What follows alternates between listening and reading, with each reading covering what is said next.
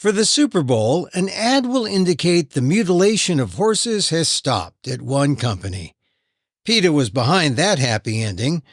But then there are these other recent stories, like the racehorse that tested positive for crystal meth in Ohio, and the horses killed and abused in cases in New York and New Jersey. With your help, PETA's Equine Matters Department is on it. An update next on the PETA Podcast with Emil, Guillermo.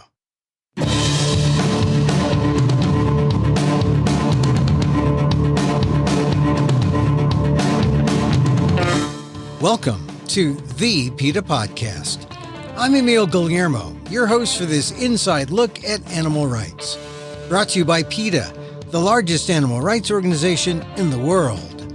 On today's episode, it's been a good few weeks for PETA's Equine Matters Department. At the Super Bowl, I won't be looking at the number of Taylor Swift shots that will be served up. I'll be looking at the tails of the Budweiser Clydesdales. The company is showing off their tails now that PETA has convinced them to stop the cruelty of tail mutilation. That's the happy part of today's podcast. But the fight for the animals who are cruelly abused by perps never ends. Kathy Guillermo, PETA Senior VP and head of the Equine Matters Department, talks about 3 recent cases of horse abuse. One where a racehorse tested positive for crystal meth. Another where 30 horses and 1 cat were killed by an arsonist. Another where a horse was cruelly allowed to race into the side of a barn and injured so badly the horse was euthanized. But she begins with a happy ending, the Clydesdale Super Bowl ad on the PETA Podcast. Horses are your department. I guess you're going to have a special interest in the Budweiser ad at the Super Bowl, huh? We're happy about the Budweiser ad. In fact, we've already seen it because they've done a preview of it. And of course, we're happy because we launched a campaign just before Super Bowl last year, Super Bowl 2023, to persuade Budweiser to stop amputating the tails of the Clydesdales who pulled the wagons, the hitches, they call them. And we won that campaign. The tail amputation has stopped. And so you will see just a very brief shot this year of the tail of one of the Clydesdales running up a hillside in the commercial. And people can be assured that no Clydesdales were harmed if they were used in this film, in this ad, Clydesdales were not mutilated for this. Well, I can't swear to that because the amputations that they had already done, of course, will remain. We know that there are 4 horses that are shown running up a snowy hillside, and the one on the far left, you can catch a glimpse of the long hair of the tail swinging out from around the horse. So we feel pretty good about that one. But what this really affects is all the future generations of Clydesdales. And we have seen photos of the new baby Clydesdales born starting last year and this year too, who have their full tails. And so this means that they can have the normal posturings of horses with tails. They can protect themselves from flies who are bothering them. It improves their balance. They'll have more ability to communicate their emotions and their feelings to humans and to other horses. So it's a very happy Budweiser year. And it was a much bigger deal than some people might realize, because people, when they probably heard this, might have said, oh, well, what's the big deal? The Budweiser Clydesdales, they're kind of legendary. But this mutilation was a forever thing, it seemed, with Budweiser, and horses were harmed. First of all, it's a painful procedure, and it can cause pain even after the tail is gone. And as I said, it affects their balance. I think the worst thing is, though, to have zero protection against biting insects. And even if fly sprays or other pesticides are used to try to keep bugs off, everybody who's had a horse knows that those are not 100% effective. And they're not on the horses all the time. So it was a lifelong detrimental impact, and so serious that even the American Association of Equine Practitioners, the group of veterinarians who deal with horses, has opposed it and has a statement against it. And that's been traditionally a very conservative organization. So We were quite serious about it. This is an unnecessary cosmetic surgical mutilation, and there can be no excuse for it. And luckily, Budweiser ended up agreeing with us. All right, so a victory before even the finish of the Super Bowl, a victory for PETA and the horse department. Yes, and I think it will be wonderful in coming years to see the horses who are growing up now to have their long, beautiful tails. There was some other big news for the horse department, specifically in horse racing, but this time it was harness racing. What is the difference between the thoroughbreds and the harness racing? You'll very rarely see a harness race on TV unless you're on specifically a horse racing channel that is dedicated to that. So a lot of people are unfamiliar with it, but the harness racing is, as it sounds, it's a horse with a harness on that pulls what's called a sulky behind it. It's two wheels with a seat that a driver sits in. The horses will only trot or pace. They don't run in the traditional way we think of as thoroughbreds doing. It's a different breed of horse called a standard bred. And it's used to be quite popular in the United States, back in the 1930s, 40s, 50s. And it grew out of a farming tradition, mostly in the Midwest and the Northeast, where farmers would take their horses to the county fair and they would have these races where the horses go no faster than a trot, although it's a very fast trot or pace, depending on how their feet move.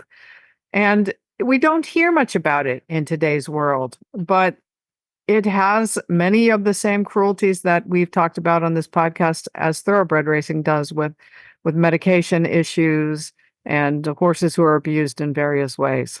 All right, so tell me how harness racing has become the focus these last couple of weeks. Well, we've had a number of cases that we have reported to the police in one way or another, or have appealed to horse racing boards because the behavior of certain people involved in horse racing has been really unacceptable. And we've had some breakthroughs this week, beginning with a man named Frederick Borgolt. He is a harness racing trainer in New York State. And we got a report last summer that this man, who has reportedly anger issues, became angry at a horse called Finish Line, allegedly for stepping on his foot. And he bashed the horse in the head, we are told, with some kind of a pipe. And the horse was so seriously injured that the horse had to be euthanized later by a veterinarian. We worked really hard to make sure this allegation of this hideous abuse got in front of law enforcement, and they took it seriously. And I want to say we only knew about it because there was a whistleblower on the ground who works with an organization to expose harness racing abuses. This man's name is Mike Petrelli. And he called with this information. Of course, you never know when you get a whistleblower what's true and what's rumor. In this case, we took the allegations to law enforcement. We found the names of the veterinarians involved, the addresses, the location, everything that the law enforcement would need. And the New York State Police took it very seriously and immediately launched an investigation. Months went by, though, and we were getting very worried that this had fallen off the radar. It turns out that law enforcement was investing. We got a call last week that an arrest had been made. Mr. Borgolt was arrested. He's been charged with 2 felonies. And, when we looked into his past, we found out he had been in trouble for issues involving an inability to control his anger in previous cases, in New York itself, and also in Canada, where he also races. And for some reason, he was still allowed to be on a racetrack. So it was rewarding to see that he has been arrested, he has been charged, and we'll be following that case very closely. But you really feel strongly that if he had been screened for that kind of violent behavior, a horse would still be alive today. I think that's without question, because one of the issues that he had been charged with previously was over whipping a horse too much. I mean, obviously, any whipping is unacceptable, but within the racing world, a certain amount is approved of. But he had been in trouble for that before, and he had been advised to take anger management classes. Now, I'm sorry, we're talking about horses here. Well, I'm not sorry. Let me say that plainly. I'm not sorry at all. Anybody who's abused a horse in any way should be cut out of that sport, period. There should be a zero tolerance policy for any abuse. And had they done that, had they barred him from harness racing in the US, yes, I think Finish Line would be alive right now. But here's the funny thing. You wouldn't have known about this had not someone come forward and blown the whistle on this guy, Frederick Bourgault. Whistleblowers are the lifeblood of our work. There are people who are involved in horse racing that we might not agree with on some basic levels about whether or not racing is okay. But I will say these people report abuse when they see it. And that's so incredibly valuable. We get these reports weekly, often several times a week. And it really enables us to take action and make sure that there's some kind of justice for these animals. In this case, a horse was murdered, pretty much. That's right. So if people see something, you're really saying if you see something, say something. And where should they contact PETA? Well, we do have a horse racing whistleblower hotline, and probably the easiest way to get in touch is just to Google reporting abuse to PETA. And that information will pop up on your screen. It's easy to send an email or leave a phone message. Okay, so that was Frederick Bourgault, who's arrested for bashing this horse Finish Line. Finish Line is now dead, so he has 2 felony charges, this guy Bourgault. How about Boyd Fenton? Tell me about Boyd Fenton. Well, people may remember the case more than they remember the name. Last fall, someone set fire to a barn at a race course in New York, Tioga Downs, and 30 horses burned to death, and 1 cat who happened to be in the barn. And I mean, it almost defies imagination what these animals went through. There was an employee there who was burned badly trying to get the horses out, but it all went up very fast, and there was not much to be done, unfortunately, to save the horses. We knew that the arson aspect of this case would be taken very seriously. What we were concerned about at PETA was what was going to happen because of what he did to the horses. There needed to be cruelty charges for the 30 horses and the cat who were killed. They needed to be recognized. And we knew it couldn't be simply under the normal animal cruelty law. So I actually got in touch with the district attorney. We suggested, and the district attorney agreed, that there is a law that prohibits animal torture and other aspects of abusing animals. It's not under the animal cruelty statutes. It's under a different portion of the law. The DA said that indeed he agreed with that. Mr. Fenton was charged with 31 counts of animal torture, with assault, with arson, and with various other crimes related to that. And this week, Boyd Fenton pled guilty to the charges. And it's 31 counts. That's 30 horses and 1 cat who were killed. That's right. Because of this arson, this act of arson to which Boyd Fenton pled guilty. Once again, how exactly did PETA find out about it again? Well, this was one that was quite prominent in the news, that a barn full of horses at a harness track had died in a fire. So as soon as we saw the news, we immediately put out a statement calling for the horses to be recognized, that it wasn't simply a matter of losing property. It was a matter of these animals being murdered. And we wanted that recognized. So we found out about it basically the same time that the public found out about it. And we joined others who called on law enforcement and the district attorney to do right. I had a good conversation with the DA, and now we'll see what the sentencing comes down to. But here's the thing, where without PETA's advocacy, maybe they wouldn't have gone all the way with criminal counts, felony counts of animal torture. So often that's what we see. And, it's such a tragedy that animals in the legal sense are often worth no more than their monetary value.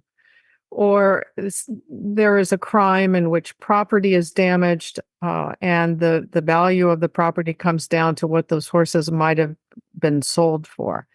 And that's right. So often when animal cruelty can be part of the case, it isn't. And, in 2020, the FBI and various law enforcement agencies indicted a number of harness and thoroughbred racing trainers and veterinarians and their cohorts for some very serious drugging issues, the sales and the use of illegal substances. And animals suffered incredibly, and some of them died because of the use of these illegal substances. These cases have been and are still being adjudicated, but nowhere in those indictments was animal cruelty. And I have to ask why. I mean, who really were the victims in the end? And that's what we have to do, is help district attorneys and law enforcement to understand that it is not only the humans who are the victims, but the animals too.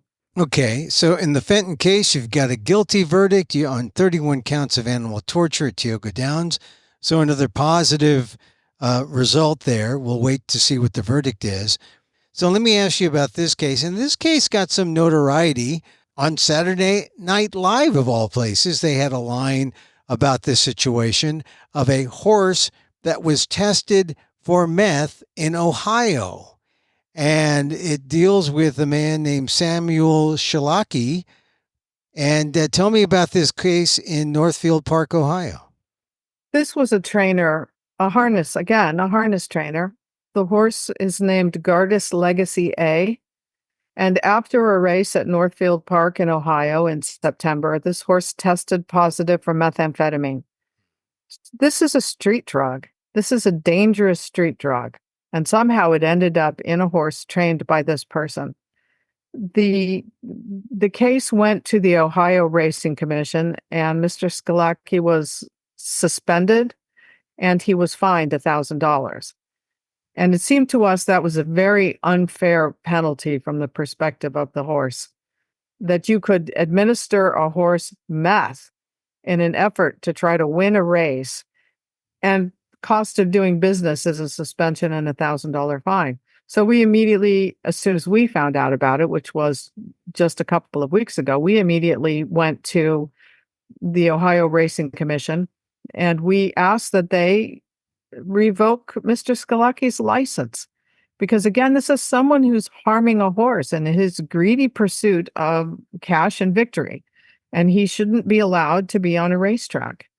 It was an interesting thing because it did become big headlines around the country. And I think that speaks so well of our media's interest in what happens to these animals, but also to the bizarreness of giving methamphetamine to a horse. And I think many people agreed with us that the penalty was insufficient for the crime. We were told, or I was told in an email from the Ohio Racing Commission, that the maximum penalty allowed was the one that they had levied. And it shook me for a moment because I had to point out to them Ohio statutes specifically stating that when someone violates a medication or a drug rule in this way, that the Horse Racing Commission has the authority to revoke his license. So not only did a trainer allegedly give a horse meth and receive a slap on the wrist for it, but the Racing Commission seems unfamiliar with its own statutes for the very laws that it's enforcing. And I think it's important that these people get the penalty they deserve, which is you are no longer allowed on a racetrack anywhere in America. So what is the status now? Is Shalaki suspended and with his license revoked, and is he fined much more, or what has the Horse Racing Commission done? We await the response of the Horse Racing Commission, and we're also in touch with law enforcement because, again, it's an act of cruelty. You give a horse a methamphetamine, that's a cruel act. This case is unresolved at the moment, and we continue to push for it. One thing that surprised me is that methamphetamine, as you pointed out, street drug, it's usually, humans who use it. It's not the typical kind of drug that you give a horse to make it, I presume, make it run faster. Is that what they were trying to do? Under the assumption that if you gave the horse meth, it would run faster? That's certainly what it appears to be. And it's surprisingly, it's not as uncommon as you would think. It defies imagination, the medication and the drugs that people use in an effort to make their horses go faster. Thyroid medication for horses who don't have a thyroid issue, diabetes medication for horses who are not diabetic, cobra venom. I mean, it's almost like a bad suspense novel to see what people do to their horses to try to win. In terms of the famous thoroughbred drugging cases, sometimes it's a drug to deal with an ailment like a sore leg, and then the drug also masks other drugs that are put in that presumably make the horse run faster, but sometimes just to make the horse run. When we talk about harness racing, is it so far down on the rung that we're down into the street level and meth becomes an issue? I believe meth is used with thoroughbreds too. I mean, there are various levels of the sport, but I don't know that level of racing has very much to do with how horses are misused in this way, unfortunately. But yes, the medicating that you're talking about, where legal drugs are used in order to keep a horse from feeling an injury and to get that horse out on the track, that's very prevalent in standard bred racing as well as thoroughbred racing. And so these issues don't stick in one camp or the other. They're wherever people are raising horses, unfortunately. But if they test and they find it, I mean, certainly that should be a disincentive for someone like a Shilaki to use meth, isn't it?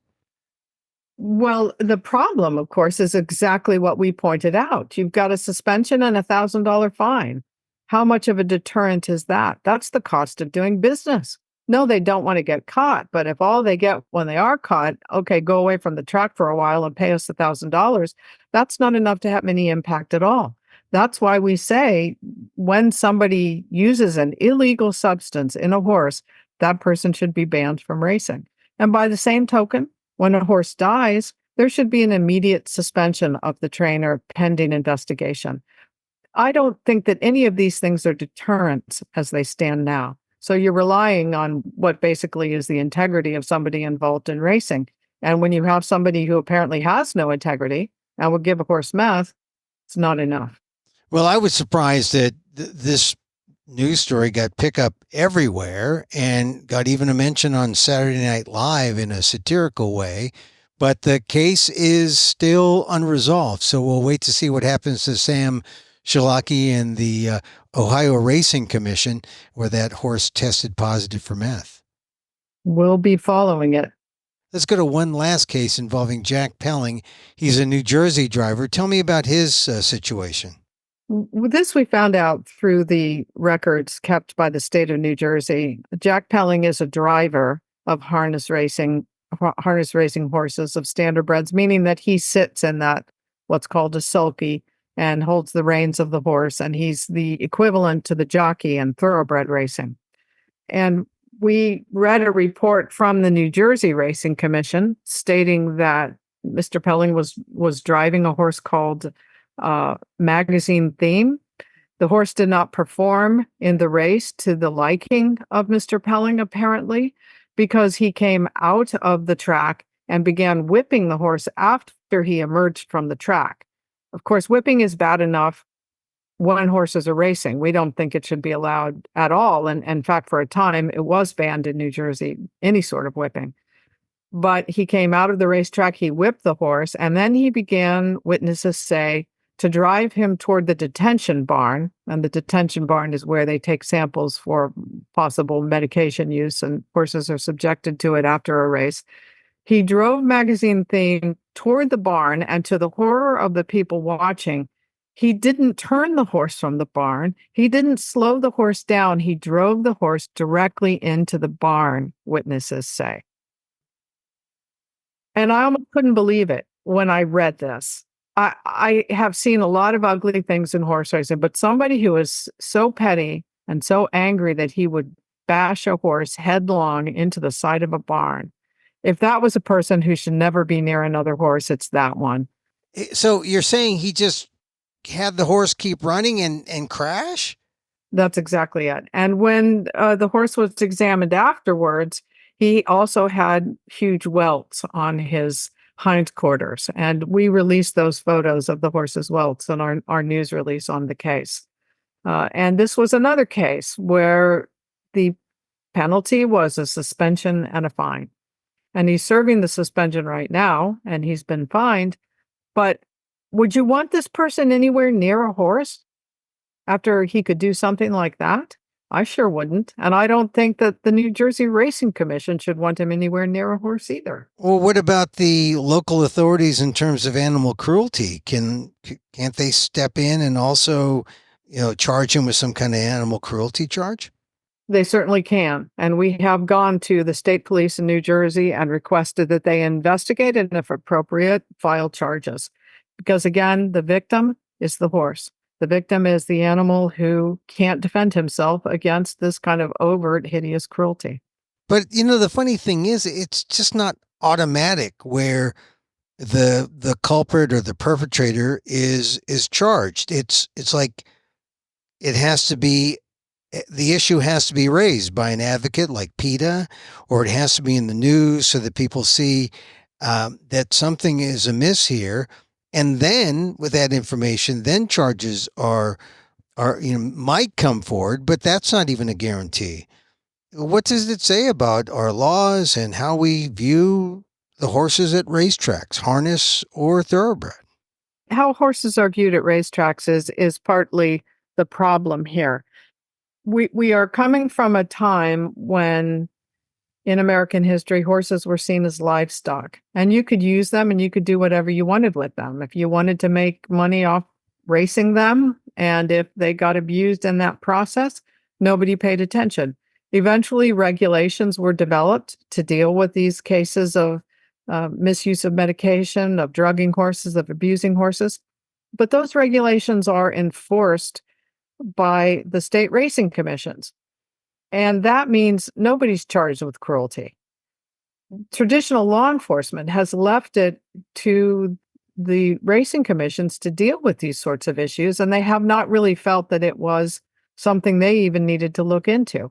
And I think that's why we have a lot of people in racing who are in shock after this week with all of these stories of abuse, with the arrest of Frederick Borgolt, with the guilty plea from Boyd Fenton, these other cases that we brought to light, because they're not used to seeing harness racing in this case in the headlines for breaking anti-cruelty and other laws. And what we have been trying to do over the last decade is move this firmly into the area of traditional law enforcement, because these are crimes, and they're crimes under the law. They're not just regulations that have been broken. They are crimes. And so you're right when you point out, why doesn't it immediately come to the attention of law enforcement? Well, it doesn't, because of this odd division that we're now trying to end. Wow. Well, a good week, just a good period for the horse department at PETA.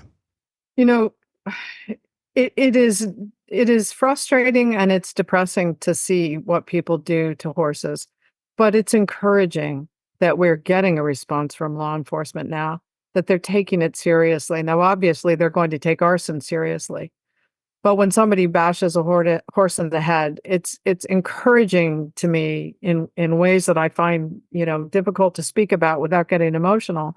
It's encouraging to me that we see police officers say, this is not okay. This is a violation of the law, and we will prosecute to the fullest extent of the law, and to work with the district attorneys in that endeavor. It brings a lot of hope, I think, to people who are working to get justice for these animals.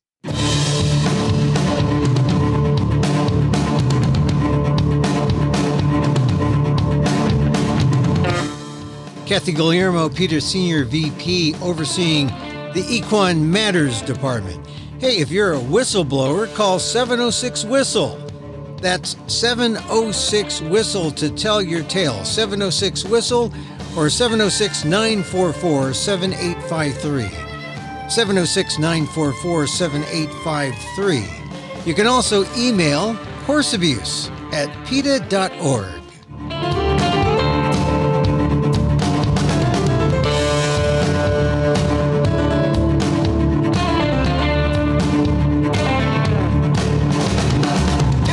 And that's our show for today. Thank you for listening. Don't forget to send a link of this show to your friends. Tell them you liked the PETA Podcast. Contact us at PETA.org. You can find me on Twitter at Emil Amok. Oh, that should be X at Emil Amok. Or see my vlog at amok.com, or see my work at ALDEF, the Asian American Legal Defense and Education Fund. That's ALDEF, AALDEF.org/blog. Or get this podcast on YouTube at Emil Amok 1.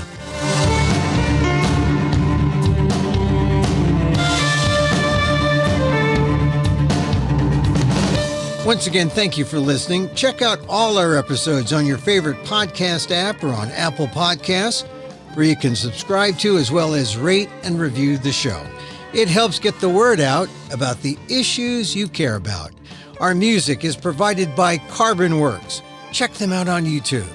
And join us again next time for more insight into animal rights and the fight for a cruelty-free world on the PETA Podcast.